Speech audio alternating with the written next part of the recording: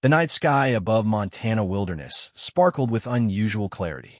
Staff Sergeant Marcus Chun lay prone on the rocky outcrop, his ghillie suit making him nearly invisible against the terrain. He had been tracking poachers for 3 days when his thermal scope picked up something that made his blood run cold. 12 figures moved through the forest below, but their heat signatures were wrong. Too cold for humans, too hot for animals. Their movements were fluid, almost liquid, as they glided between trees without disturbing a single branch. Marcus had seen many things during his 20 years as a Marine sniper, but nothing like this. He reached for his encrypted radio, keeping his movements minimal. "Base, this is Ghost 1.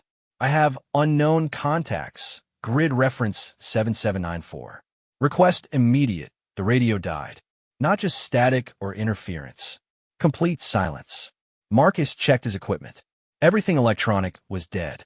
His night vision, rangefinder, even his digital watch had stopped working. Through his mechanical scope, he watched the figures converge on a small town nestled in the valley below.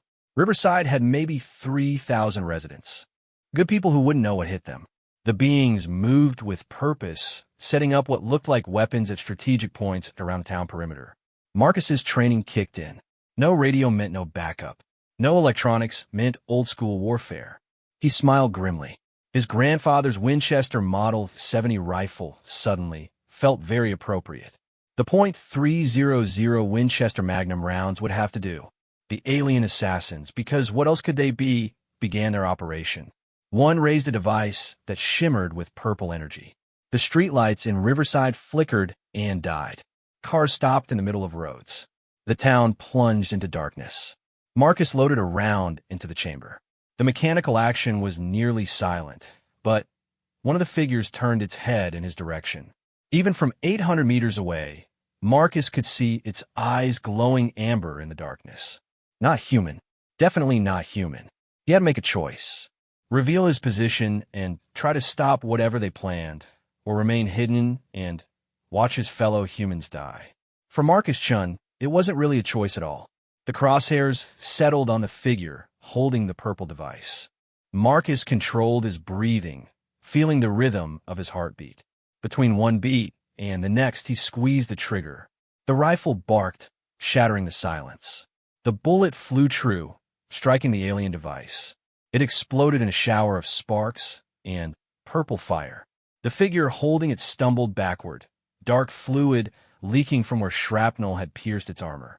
11 heads turned toward Marcus's position in perfect synchronization. Their amber eyes blazed brighter, and he could feel their rage even at this distance. They had expected Earth to be defenseless. They had expected humans to cower in the darkness. They hadn't expected Marcus Chun. The assassins moved with inhuman speed, spreading out in a hunting formation. Some headed for the town, while others began climbing toward his position. Marcus was already moving, rifle in hand, using every trick he had learned in Afghanistan, Iraq, and a dozen other places where death came calling. He found a new position behind a fallen log, sighting through his scope. The aliens communicated without sound, their coordination perfect. Too perfect. They moved like a single organism with multiple bodies. Marcus recognized the behavior, hive mind or technological telepathy. 3 assassins reached the town outskirts. Marcus had 5 rounds in his rifle, 8 more in his pocket. Not enough to stop them all, but maybe enough to buy time. He fired again, the bullet punching through what looked like a helmet. The figure dropped, twitching. The others immediately adjusted their approach, using cover like trained soldiers. They learned fast. Too fast. Marcus displaced again, moving through terrain he knew by heart. His grandfather had hunted these hills. His father had taught him to track here. This was his ground, and darkness was an old friend. An energy blast seared the air where he had been moments before. The aliens had weapons that worked despite whatever had killed the electronics. The blast left molten rock glowing cherry red. Marcus filed that information away. Energy weapons meant heat signatures. Heat meant detection, but it also meant weakness. He circled wide, using a deer trail that would put him above the aliens heading for town. Through his scope, he could see residents emerging from their homes, confused by the sudden blackout. They had no idea death was walking their streets. Marcus lined up another shot, this time aiming for what looked like a power pack on an alien's back. The rifle bucked against his shoulder. The pack exploded in a ball of white-hot flame, taking 2 assassins with it. The explosion lit up the night, revealing the aliens in all their terrifying detail. They were tall, maybe 7 feet, with elongated limbs and armor that seemed to shift and flow like liquid metal. Their faces, if those were faces, were hidden behind masks that reflected the flames. They moved with predatory grace, covering each other as they advanced on the town center. 7 left, including the 3 that hunted him. Marcus could hear them now, moving through the underbrush with increasing confidence. They thought they had him pinned between their hunters and the main force. They thought like soldiers from 100 worlds who had never faced a human sniper in his element. Marcus smiled again, chambering another round. His grandfather had fought in Korea, holding a hill against waves of enemy soldiers with nothing but a rifle and determination. His father had been in Vietnam, a ghost in the jungle who struck without warning. And Marcus? Marcus was about to teach these alien assassins why humans had survived everything Earth could throw at them. The night was young, and he had work to do. The aliens wanted to strike Earth under cover of darkness? Fine. Marcus Chun would show them that humans own the night too. He moved through the shadows, rifle ready, becoming one with the darkness. The hunt was on, and for the first time in their mission, the Galactic assassins were the prey. The alien hunter moved through the forest like smoke, its amber eyes scanning for heat signatures. It had separated from its 2 companions to create a wider search net. In 300 worlds, this tactic had never failed. The Karathi Elimination Squad had perfected the art of assassination across the galaxy. Primitive worlds fell easily once their electronics died. The creature paused, sensing something wrong. The forest was too quiet. Even on alien worlds, small animals made noise. Here, nothing moved.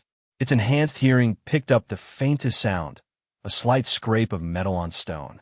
The bullet took it through the left eye socket. Marcus was already moving before the body hit the ground. 2 hunters left on the mountain, 7 in the town below. He had 4 rounds in the rifle, 8 in reserve. The math was bad, but math had been bad before. In Fallujah, he had held a position for 6 hours with 3 rounds and a knife. This was better odds. He reached the fallen alien and quickly examined the body. Up close, the armor was even more impressive, some kind of reactive material that hardened on impact, but remained flexible during movement. The creature's weapon was a sleek, rifle-like device with no visible trigger or firing mechanism. Probably biometric or thought-controlled. Useless to him. But the grenades on its belt? Those had manual pins. Marcus grinned. The universe had constants. Explosives needed simple, reliable detonation methods. He took 3, each one surprisingly light for their size. The alien's knife was better than his own, monomolecular edge from the look of it. That came too. An energy blast scorched the tree next to his head. The other hunters had found their dead companion. Marcus rolled behind a boulder as more shots followed, each one closer than the last. They were triangulating his position, using their fallen comrade as bait. Time for lesson 2 in human warfare. Never be where the enemy expects. Marcus had prepared for this moment. 3 nights ago, he had been setting snares for poachers. Simple pits covered with branches, designed to trap without killing. Now those traps would serve a different purpose. He moved backward, letting the aliens push him toward his prepared ground. The first hunter stepped exactly where Marcus wanted. The ground gave way, dropping the alien 8 feet into a pit. Not enough to kill it, but enough to surprise. Marcus was already pulling the pin on one of the alien grenades. The device hummed to life, glowing the same purple as their equipment. He counted 2 seconds and dropped it into the pit. The explosion shook the mountain. Purple fire erupted from the hole, followed by an inhuman scream that made Marcus's teeth ache. 1 hunter left on the mountain. That hunter was smart. It stopped pursuing, taking cover behind a rocky outcrop. Marcus could see its heat signature through a gap in the stones, waiting, watching, learning. It was calling for reinforcements from the town team. Marcus could tell by the way it kept touching its helmet, probably sending messages. In the valley below, Riverside was waking up to nightmare. The 7 remaining assassins moved street by street, methodical in their approach. They no longer tried to hide. House doors exploded inward. Screams echoed up the mountain. Flashes of purple energy lit windows from inside. Marcus felt rage build in his chest. Cold, focused rage that had kept him alive in dozen war zones. Those were his people dying down there. Americans. Humans. The equation was simple. 7 aliens, 12 rounds, 1 very angry Marine. He needed to end this mountain hunt quickly. Marcus circled wide, moving downslope at an angle that would put the town between him and the remaining hunter. Let think he was fleeing. Let think he was heading for the town to die with the others. Assumptions killed more soldiers than bullets. The alien took the bait. It emerged from cover, moving carefully but quickly down the mountain. It wanted to trap Marcus between itself and the death squad in town. Sound tactics against a normal human. Marcus Chun was not a normal human. He had positioned himself in a shallow depression overlooking the main road into town. The alien hunter would pass 50 meters below him. One shot, but he would have to make it count.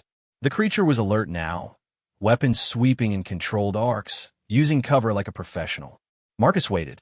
Patience was a sniper's greatest weapon. The alien moved closer, step by careful step. It paused at a cluster of rocks, scanning the area. Marcus could see its head turning, the helmet's sensors sweeping for any sign of threat. The wind shifted slightly. Marcus adjusted his aim a fraction of an inch. The alien started moving again. 20 meters. 15. 10. A child's scream echoed from the town. The alien's head turned involuntarily toward the sound. For 1 second, its attention wavered. Marcus fired. The bullet entered just below the helmet's seal, where armor met armor. The hydrostatic shock pulped whatever the alien used for a brain. It toppled forward, weapon clattering on the rocks. 2 down. 7 to go. Marcus scrambled down the slope, retrieving the alien's weapon. Still biometric lock, but the power cell might be useful. He could hear more screams from town now, punctuated by energy weapon fire. The aliens were herding survivors toward the town center. Standard procedure. Gather the population for efficient termination. Not tonight. Marcus found an overwatch position on a hill overlooking Main Street. Through his scope, he could see the aliens' plan unfolding. They had forced maybe 200 people into the open area near the town hall. Men, women, children, all on their knees, hands behind heads. The aliens moved among them like shepherds of death. One assassin stood apart from the others, operating another purple device. This one was larger, more complex. Marcus recognized the setup, some kind of recording equipment. They weren't just killing humans. They were documenting it, sending a message to the galaxy that Earth was defenseless. Big mistake. Marcus studied the situation. 7 aliens, widely spaced, alert for threats. The recording device was the key. Take that out, and they would have to close ranks, bunch up. Basic psychology worked across species, protect the mission-critical equipment. He loaded a fresh round and settled the crosshairs on the device. The operator stood beside it, occasionally adjusting controls. Marcus waited for the perfect moment. The alien bent down to examine something on the ground. A child's toy, dropped in the panic. Marcus fired. The device exploded in a fountain of sparks. The operator jerked backward, clutching at its chest where shrapnel had penetrated armor joints. It fell, dark fluid pooling beneath it. 6 aliens spun toward his position. Energy beams lashed out, turning his hiding spot into molten slag. But Marcus was already gone, running along a predetermined route. He had walked these streets as a teenager. Every alley, every rooftop, every hidden path was mapped in his mind. He emerged behind the hardware store, exactly where he had planned. Old Man Morrison kept camping supplies in the back, including Coleman fuel. White gas burned hot and bright. More importantly, it burned. Marcus shot the lock off the storage door. Inside, he found what he needed. 5 gallons of white gas, road flares, and duct tape. Marines called it redneck napalm when they had to improvise in the field. The aliens wanted to burn his town? Marcus would return the favor. He could hear them coordinating outside, sweeping the area where he had been. They moved in pairs now, covering each other, learning. adapting. But they still thought like conquerors facing primitives. They expected fear. They expected surrender. They were about to get an education in human stubbornness. Marcus worked quickly in the storage room, his hands steady despite the adrenaline flooding his system. The Coleman fuel went into empty bottles from the recycling bin. Road flares duct taped to the sides would serve as fuses. Crude, but effective. His drill instructor would have been proud. A Marine made do with what was available. Outside, the aliens had shifted their search pattern. He could track them by the sound of breaking doors and shattering windows. They were systematic, thorough. In the town square, the captured humans remained on their knees. Some were crying. Others stared defiantly at their captors. Marcus saw old Sarah Chun, no relation despite the shared name, spit at an alien's feet. The creature backhanded her casually, sending the 70-year-old woman sprawling. Marcus's jaw clenched. Sarah had given him cookies after school, had patched his knee when he fell off his bike. Now she was bleeding on the pavement while alien monsters decided her fate. Time to change the narrative. Marcus climbed to the hardware store's roof, staying low. From here, he could see the entire town center. The 6 remaining aliens had positioned themselves in a rough circle around the prisoners. Smart positioning, overlapping fields of fire, no blind spots. They expected attack from ground level. Marcus lit the first road flare. The Molotov cocktail arced through the air like a falling star. It smashed against an alien's back, Coleman fuel spreading in a wave of liquid fire. The creature's armor might have been proof against bullets, but chemistry was universal. The fuel found gaps, seams, joints. The alien stumbled forward, a pillar of flame. Its companions turned, weapons tracking, but Marcus was already throwing the second bottle. This one landed in the middle of their formation. Fire splashed outward, forcing them to scatter. Their perfect positioning broke apart. In that moment of chaos, humans did what humans always did. They fought back. Jim Rodriguez, the high school football coach, had been a Navy SEAL 15 years ago. When the aliens scattered, he moved. One fluid motion brought him to his feet and into the nearest alien. 300 pounds of former offensive lineman hit 7 feet of galactic assassin. They went down together, Jim's massive hands wrapped around the alien's weapon. Sarah Chun, blood streaming from her nose, grabbed a loose paving stone. She might have been 70, but she had grown up on a farm. The stone connected with an alien helmet with a sound like a gong. The creature staggered. All across the square, humans rose. They had no weapons, no training in galactic warfare. What they had was 3 million years of evolution as persistence predators. They swarmed the scattered aliens with fists, feet, and raw determination. Marcus dropped from the roof, rifle ready. He put a round through the head of an alien, trying to line up a shot on the fighting crowd. For left, his Molotov cocktails had done their job. The aliens were no longer a coordinated unit. They were individuals fighting for survival. Bad place to be against humans. One alien managed to shake off its attackers, weapon rising. Marcus shot at center mass. The bullet sparked off chest armor, but the impact spun the creature around. That was all Jim Rodriguez needed. The former SEAL had wrestled the weapon from his opponent. He didn't know how to fire it, but 7 feet of advanced technology made an excellent club. The alien's helmet caved in under the third blow. 3 left. The remaining assassins tried to regroup, falling back toward the town hall. One sprayed energy beams wildly, cutting down 2 civilians who got too close. Marcus felt the familiar cold focus of combat settle over him. He sprinted across the square, using overturned cars as cover. The aliens were focused on the mob now, forgetting about the sniper who had started this reversal. Fatal mistake. Marcus came around a burned-out pickup truck at full speed. The nearest alien turned, weapons swinging toward him. Too slow.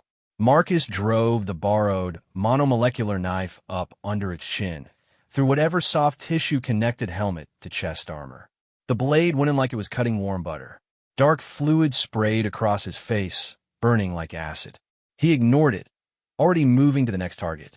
The second alien was faster, getting its weapon halfway up before Marcus reached it. He knocked the barrel aside with his rifle stock, the energy beam scarring a line across the town hall steps. The alien tried to bring the weapon back in line. Marcus didn't give it the chance. The rifle, but connected with what might have been a knee joint. The alien stumbled. Marcus reversed the rifle and fired point-blank into the helmet visor. Spiderweb cracks appeared in the alien material. He fired again. The visor shattered. The alien's face was a nightmare of chitinous plates and too many eyes. All of them went dark at once. One left. The final assassin had reached the town hall entrance. It held a small device, thumb equivalent, poised over what was obviously a trigger. A dead man's switch. Marcus recognized the setup, kill the alien, and whatever that device control would activate. From the energy readings Marcus could feel even from 30 feet away, it was powerful enough to level the town. The square had gone quiet. Humans and alien faced each other across 20 yards of blood-stained pavement. The assassin's amber eyes blazed through its cracked visor. It spoke, the first time Marcus had heard their language. The words were harsh, guttural, but the universal translator in its armor converted them to English. Primitive species, you delay the inevitable. The Karathi Empire has marked your world for cleansing.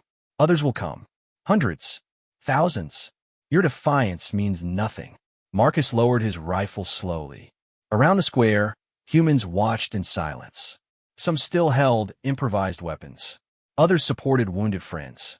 All waited to see what their defender would do. You know what? Marcus said, his voice carrying clearly in the silence. You're probably right. More will come. Your empire will send fleets. Earth will burn. The alien's posture shifted slightly. Confidence. It thought the human understood the futility. Marcus smiled. It wasn't a pleasant expression. But here's the thing about humans. We're really, really good at killing things that try to kill us. We've been doing it for 3 million years. Started with pointed sticks, worked our way up. Every predator that thought humans were easy prey, they're extinct or hiding in preserves we built for them. He took a step forward. The alien's grip tightened on the device. You came here thinking we were primitives because we're new to space. But space is just another environment. And humans. Marcus laughed, a sound devoid of humor. Humans adapt. We survived ice ages, plagues, wars that killed millions. We split the atom, walked on our moon, and sent robots to Mars. All in less time than your empire has existed. Another step. The alien backed against the door. So send your fleets. Send your armies. Send whatever nightmares you've got floating around out there. Marcus raised his rifle, not quite pointing it at the alien. We'll learn from every encounter. We'll steal your technology, improve it, make it ours. That's what humans do. We're the galaxy's best thieves and the universe's most stubborn survivors. The alien's translator crackled. You cannot defeat the Karathi Empire. We have conquered 300 worlds. Yeah. Marcus's smile widened. Well, you've never conquered humans. The standoff stretched. Around the square, humans began to move. Not toward the alien, away from it. They understood.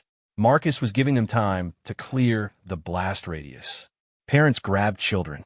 The strong supported the wounded. They moved with purpose, not panic. The alien watched this, confusion evident even through its armor. These primitives should have been cowering, begging. Instead, they evacuated with military precision, trusting the lone human to handle the threat. Your choice, Marcus said quietly. Die here, take some of us with you, or lower the device, surrender, and live to tell your empire what happened. Tell them Earth isn't another easy target.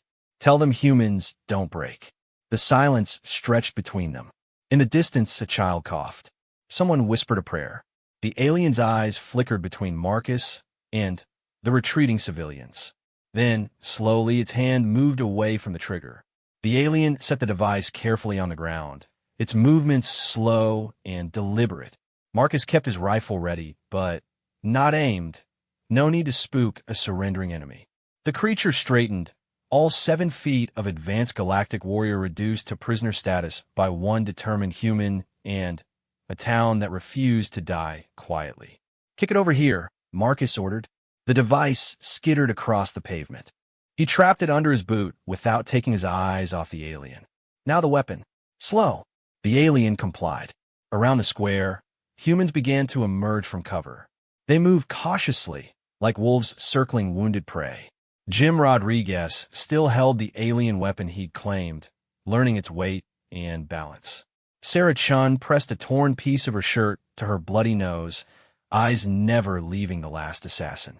"Helen," Marcus called out, recognizing the town doctor among the crowd. "Check the wounded. Anyone who can walk, get them inside the clinic. Jim, get some people and secure those alien bodies. Their tech might still be dangerous." People moved with purpose. Even in shock, even bloodied and traumatized, they responded to clear orders.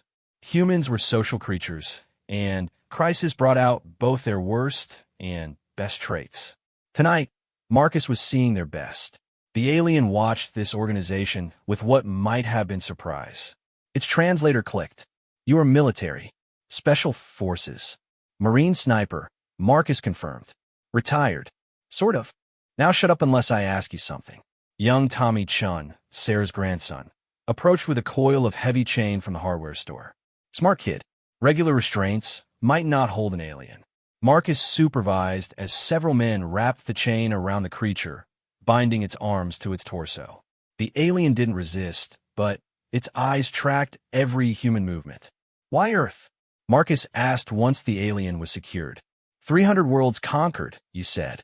Why come here?" The alien's helmet turned toward him. "Your species broadcasts signals into space. Radio, television, data streams. You announce your presence to the universe like younglings shouting in a dark forest. The Karathi Empire heard. We came to silence you before others did. A mercy, a mercy." Marcus tasted the words like bitter coffee. "You call slaughtering civilians mercy? The alternative is worse. When the devourers come, when the void dancers notice your signals, when the machine consciousness turns its attention to your spiral arm, you will beg for the quick death we offered." A chill ran down Marcus's spine, but he kept his expression neutral.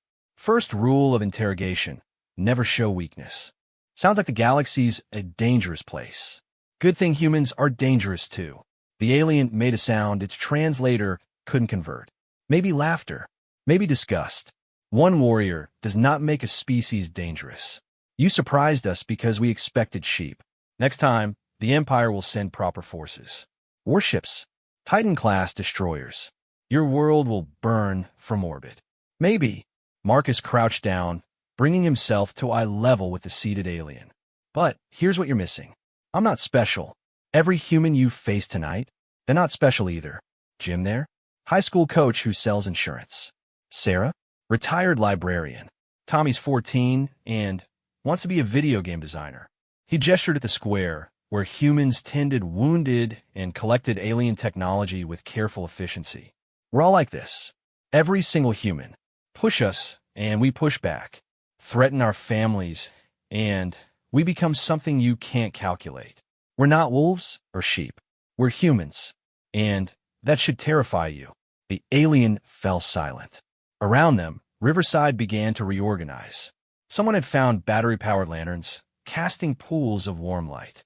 The clinic's generator kicked in, old diesel technology the EMP hadn't touched. People moved with purpose, already adapting to the new reality. Helen emerged from the clinic, blood on her scrubs, but determination in her eyes. 17 wounded, 3 critical, but stable.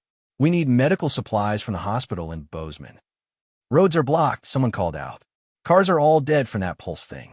My dad's got an old Ford from the 60s in his barn. Tommy volunteered. No electronics, just mechanical. And there it was. Human adaptability in action.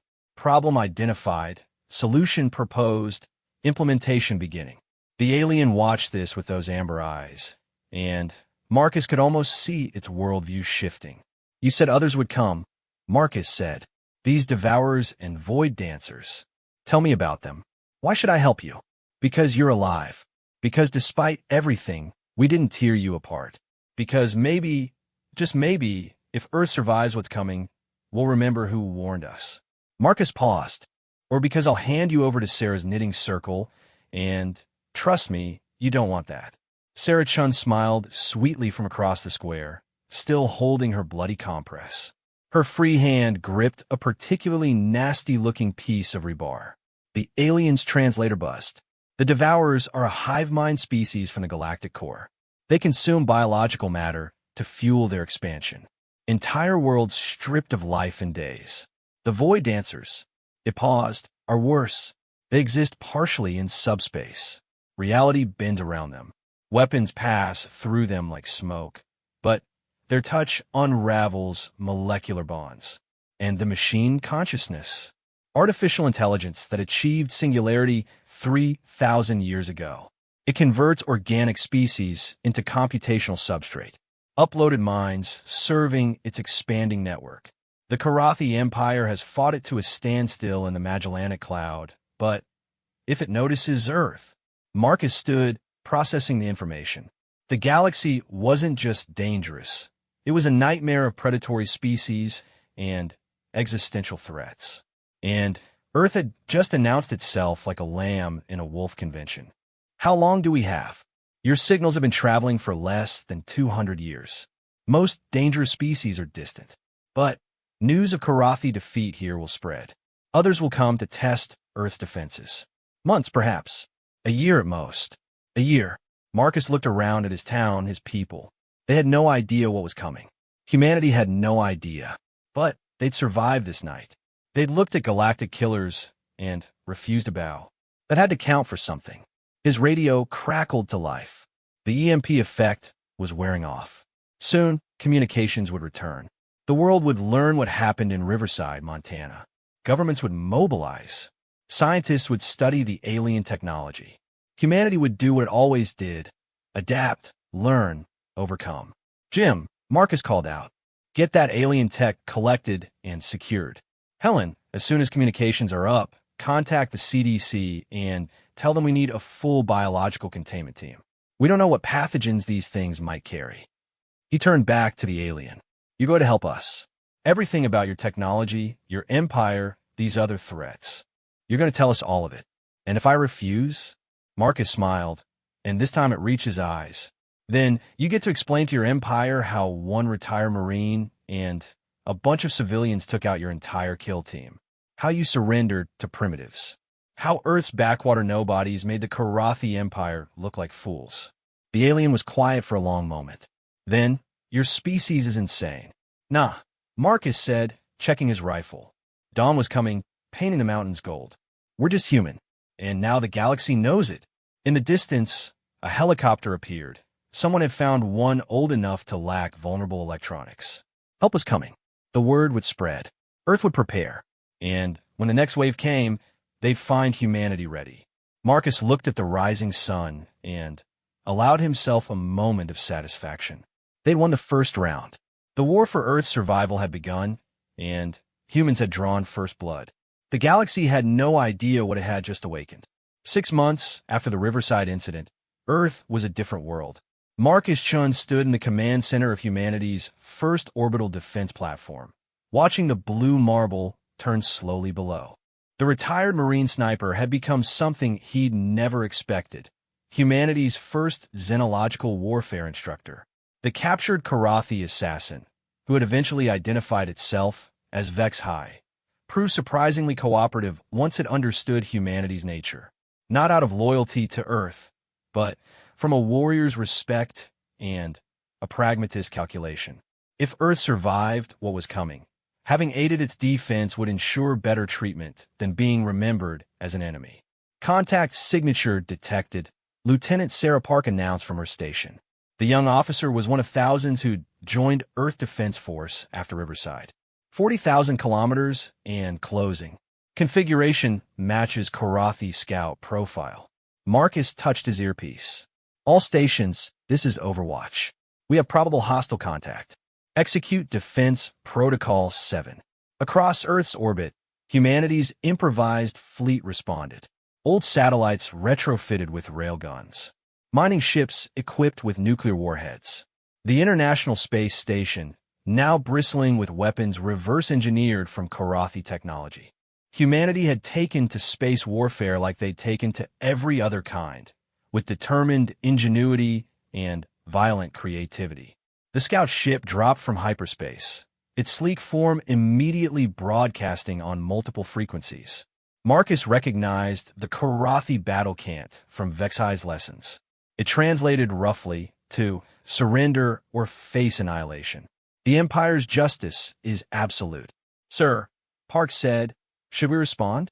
Marcus smiled. Oh, we'll respond. Earth's answer came in the form of coordinated fire from 17 different platforms. Railgun slugs accelerated to 10% of light speed. Nuclear-tipped missiles launched in perfect synchronization. Energy beams, humanity's first successful adaptation of Karathi technology, lanced through space. The scout ship's shields flared, absorbing the initial barrage. Its pilot probably felt confident. One ship against a primitive world's desperate defenses. Then, the second wave hit. And the third. And the fourth. Humans had learned from Riverside. When facing a technologically superior enemy, you didn't fight fair. You fought to win. You fought with everything you had, all at once, holding nothing back. The scout shields failed under the 20th wave. A railgun slug punched through its hull. Nuclear fire blossomed in the void.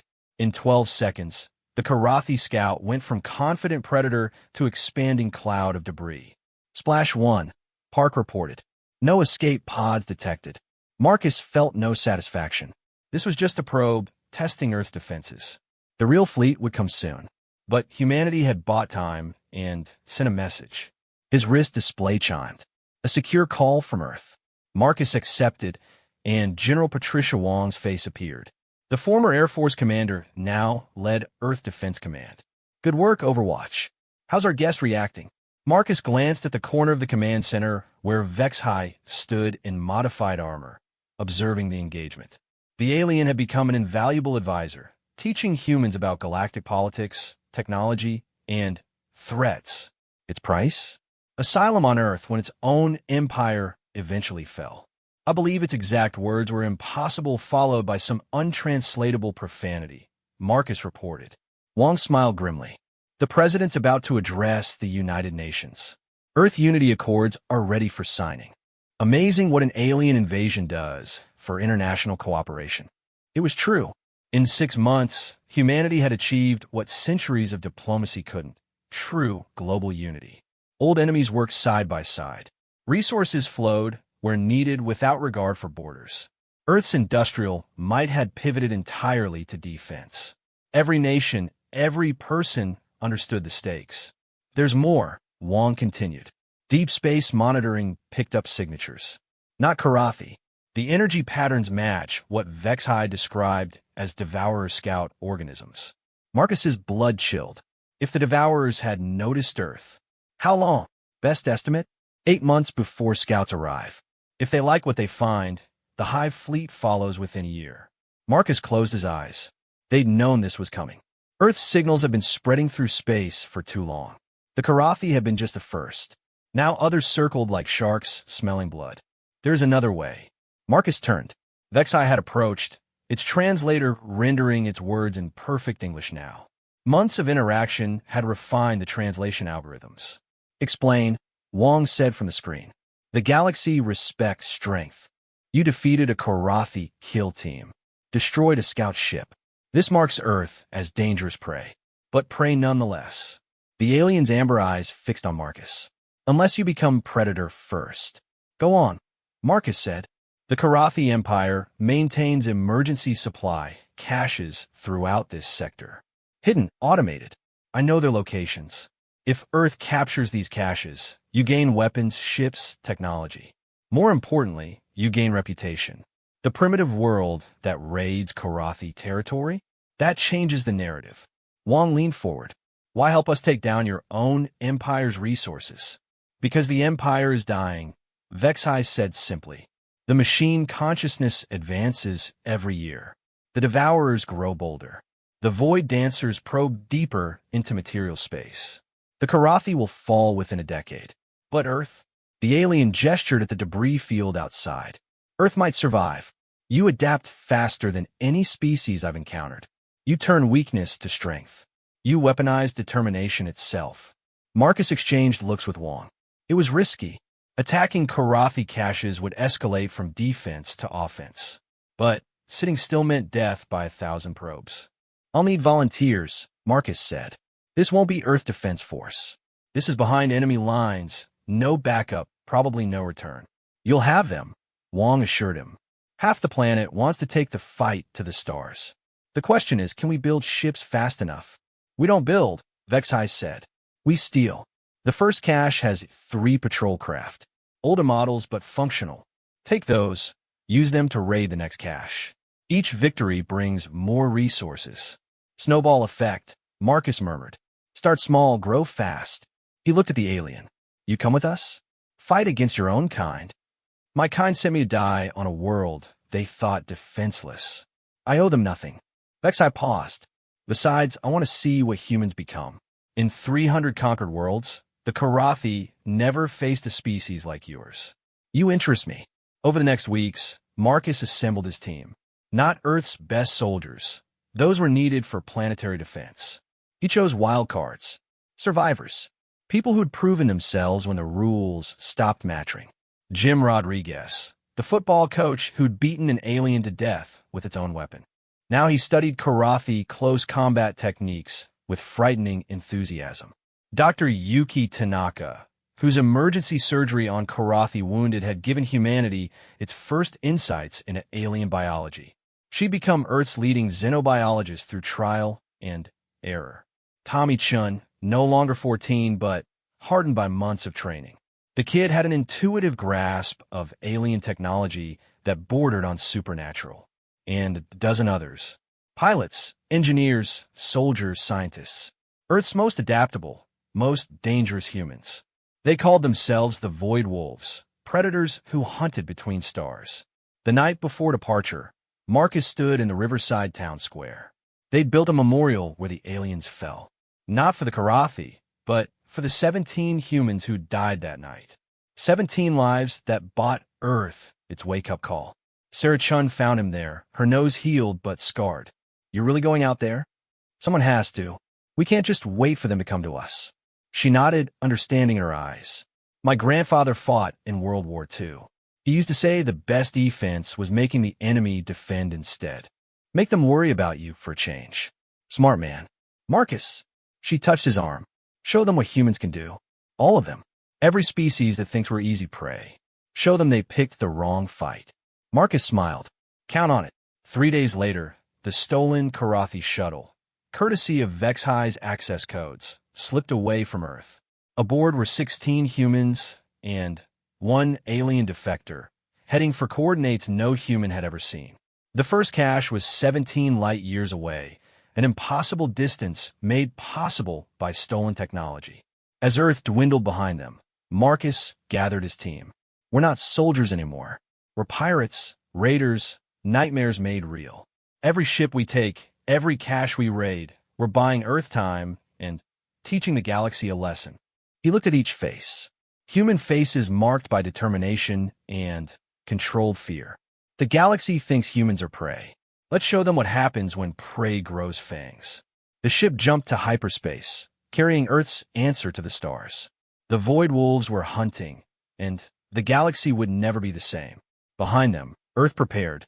Ships built, weapons forged, defenses raised. Humanity united as never before, faced with the ultimate evolutionary test. Survive or perish. Adapt or die. But humans have been passing that test for 3 million years. The galaxy had no idea what was coming.